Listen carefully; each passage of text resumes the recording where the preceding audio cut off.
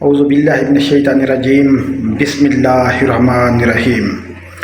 السلام علیکم معزز ناظرین، اس وقت افتخار احمد ضلع لیہ سے آپ کی خدمت میں حاضر ہے۔ آج یہ میری یوٹیوب کی پہلی ویڈیو ہے اور میں عرصہ دراز سے پھلوں، سبزیوں، فیلڈ کراپس پر وہ کام کر رہا ہوں، اور دوستوں کے کافی اصرار کے بعد میں نے یہ چینل بنایا ہے تاکہ ان کے جو پرابلم ہیں ان کو ایڈریس کیا جائے اور ان کا حل وہ پیش کیا جائے۔ میں تقریباً فیلڈ وزٹ ہی کرتا رہتا ہوں، تو میں نے کچھ وہ مرچ کے جو فیلڈ وزٹ کیے ہیں ان کے ساتھ میں آپ کے تفصیلات وہ شیئر کرنا چاہوں گا۔ سب سے پہلے ہم مرچ کی نوعیت کو وہ سمجھتے ہیں کہ مرچ بہت کم ٹمپریچر پہ اور بہت زیادہ ٹمپریچر پہ سروائیو نہیں کر سکتی، یعنی وہ زندہ تو رہتی ہے لیکن اس کی پرفارمنس میں کمی آ جاتی ہے۔ عموماً اس کی بہت ساری اقسام ہیں وہ کاشت میں ہیں، اور ضلع لیہ میں جو عمومی کاشت ہوتی ہے وہ کوٹ سلطان میں ہوتی ہے، جہاں پر نومبر میں اس کی وہ کاشت کی جاتی ہے، اور فیبری میں اس کی پنیری وہ بیچی جاتی ہے، اور پھر فیبری میں ہی پنیری کی وہ کھیت میں منتقل کیا جاتا ہے۔ اس کو جلندری ورائٹی کہتے ہیں، اور یہ ایک انڈین ورائٹی ہے، اور اس کا قد وہ چھوٹا ہوتا ہے، اور آپ کہہ لیں کہ یہ تقریباً جون تک وہ چلتی ہے، یا بعض اوقات وہ مڈ جون تک، کیونکہ اس سال مئی 2024 میں وہ بہت زیادہ گرمی پڑی ہے۔ ٹمپریچر وہ بیانڈ دا لمٹ ہو گیا ہے، اور گرمی کا دریانہ اور اس کی شدت وہ بڑھ گئی ہے۔ اگر ہم مرچ کو دیکھیں کہ جو مرچ ہے وہ 25 سے لے کر 35 ڈگری سینٹی گریڈ پر بہت اچھا پرفارم کرتی ہے۔ اگر ٹمپریچر وہ 40 ہو جائے تو پھر بھی یہ اپنی پرفارمنس برقرار رکھتی ہے، لیکن ٹمپریچر 40 سے بڑھ جائے تو پھر اس کی پرفارمنس میں کمی آنا شروع ہو جاتی ہے، اور اسی طرح سے اگر اس کا ٹمپریچر وہ 15 سے نیچے چلا جائے تو پھر بھی اس کی پرفارمنس میں وہ کمی آ جاتی ہے، یعنی کہ نہ تو یہ بہت زیادہ کم ٹمپریچر برداشت کرتی ہے اور نہ ہی بہت زیادہ ٹمپریچر برداشت کرتی ہے۔ تو آج کل جو اقسام لگائی جا رہی ہیں ان میں ہائبرڈ اقسام بھی ہیں۔ جو دیسی اقسام ہیں وہ جلد ختم ہو جاتی ہیں، ان کا دریانہ وہ 4 سے 5 ماہ تک کا ہوتا ہے۔ جو ہائبرڈ اقسام ہیں وہ تقریباً ان کا دریانہ وہ 9 سے 10 من تک ہے۔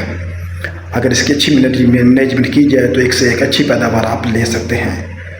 ٹھیک ہو گیا کہ گرمی سے بچانے کے لیے کیا کیا جائے؟ اکثر لوگوں کا یہی سوال آتا ہے کہ اس کو پانی لگایا جائے، اجزائے صغیرہ کا استعمال کیا جائے، اجزائے کبیرہ کا استعمال کیا جائے، بائیوسٹیبلیٹ کیے جائیں، سی ویڈ ایکسٹریکٹ کا استعمال کیا جائے، یا امینو ایسڈ کیے جائیں، یا سلیکون یوز کیا جائے، یا کیلشیم یوز کیا جائے، تو کس طرح ہم اس کو برقرار رکھ سکتے ہیں؟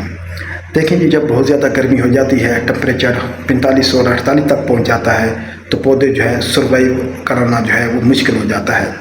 اس کے لیے سب سے اہم مرحلہ ہے وہ آبپاشی کا ہے، کہ آپ آبپاشی مرچ کو کرتے رہیں، اور اس کے ساتھ فنجی سائڈ لازمی فلڈ کریں، کیونکہ گرمی میں بار بار پانی لگتا ہے تو اس کو روٹ راٹ اور کالر راٹ لگنے کا اندیشہ ہوتا ہے، اور اس کے بعد جو انسیکٹ پیسٹ ہیں اور ڈیزیزز ہیں ان کو بھی آپ نے مانیٹر کرنا ہوتا ہے، کیونکہ گرمی میں بہت زیادہ وہ مائٹ کا اٹیک ہو جاتا ہے، اور تھرپس کا، اور ساتھ ہی وائٹ فلائی کا، یہ تینوں چیزیں بہت زیادہ آتی ہیں۔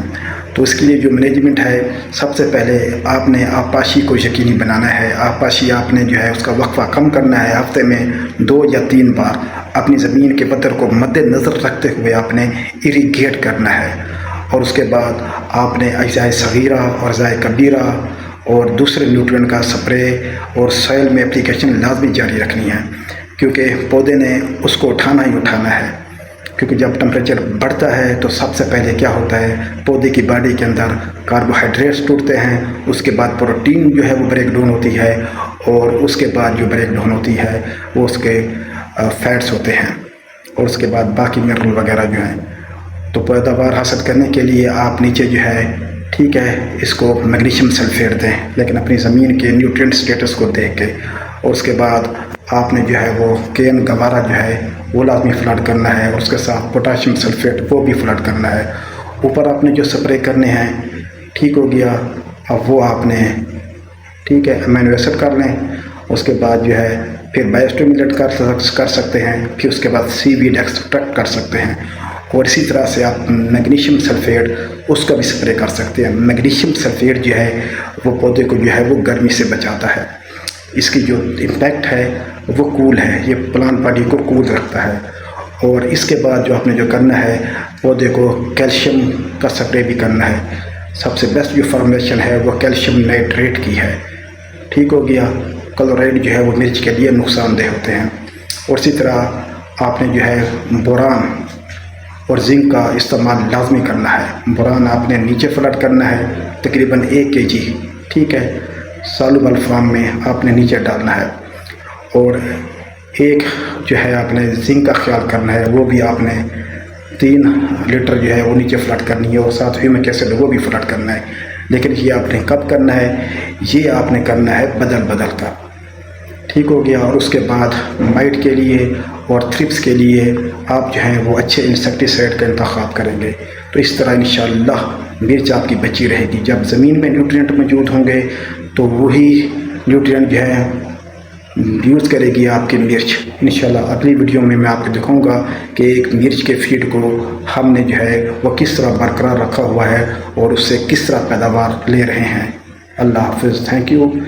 اور میرا جو چینل ہے یہ ڈیجیٹل کسان کلینک ہے، اس کے ساتھ آپ نے ٹچ رہنا ہے اور اس کو مسلسل آپ نے واچ کرتے رہنا ہے۔ ویڈیو لمبی ہو رہی ہے تو یہ سلسلے کی پہلی ویڈیو ہے۔ انشاءاللہ اس طرح کی مفید ویڈیو جو ہیں جو پریکٹیکل اسپیکٹ پہ ہوں گی، پریکٹیکل پرابلم پہ ہوں گی، میں آپ کی خدمت میں پیش کرتا رہوں گا۔ تو اجازت دیجیے، اللہ حافظ، والسلام۔